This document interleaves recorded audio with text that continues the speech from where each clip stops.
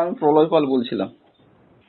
হ্যাঁ, ফোন করছিলেন? হ্যাঁ, ফোন করছিলাম বলতে তো চতুর্দিকে গন্ডগোল, মারামারি, বাড়িঘর ভাঙচুর করছে। না না, আপনাকে বলি, আমাদের এটা তো স্বাভাবিক, ওরা করবে, মানে ভোটের সময় করেছে।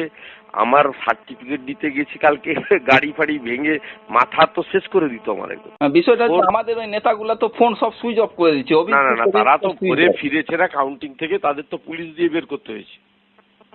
যার জন্য একটু আগে ফিরেছে, 9টার সময় ফিরেছে।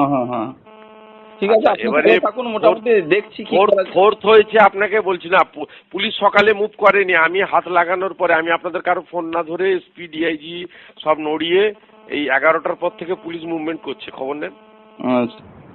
আমাদের ইম্পর্টেন্ট ছেলে, ভাইটাল ছেলে, তাদেরকে গোকুলনগর, সোনাচূড়া বা এইদিকে বয়াল টয়ালে যেখানে হিন্দু বেল্ট আছে, আপনি বলুন পবিত্রকে, বটকে আর ওদিকে জয়দেবকে সেফ জায়গা তৈরি করে কিছু, যারা বা আপনি এদিকে বিরুলিয়ার দিকেও একটা করতে পারেন কোথাও আমাদের সেফ জোনে, যেখানে তাদেরকে থাকা খাওয়া 2-4 দিনের ব্যবস্থা করা।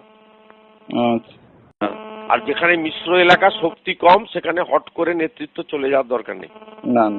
মার খেয়ে যাবে। বলে শুভেন্দু অধিকারীকে যদি গাড়ি ভাঙে, মানে আমার মাথায় ঢিল ছুটছিল, বুলেট প্রুফ গাড়ি ছিল বলে বেঁচে গেছি, নিলে হসপিটালে যেতে হতো। আর হিন্দুরা একটু বুঝুক। হ্যাঁ, হিন্দুদের একটু বোঝার দরকার। হ্যাঁ, শুভেন্দু 400, মমতা 300, আর মুসলমান পাড়ায় 700-তে 700 মমতা।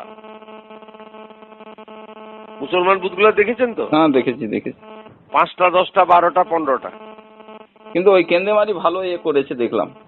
যেগুলা হিন্দুগুলা ছিল, এক কোট্টা ছিল কেন্দ্রমারি। হ্যাঁ, কেন্দ্রমারির হিন্দুগুলা মোটামুটি ভোট দিয়েছে সব আমাদের, দেখলাম যেটা দিল। কেন্দ্রমারি তো 5000 লিড হয়েছিল।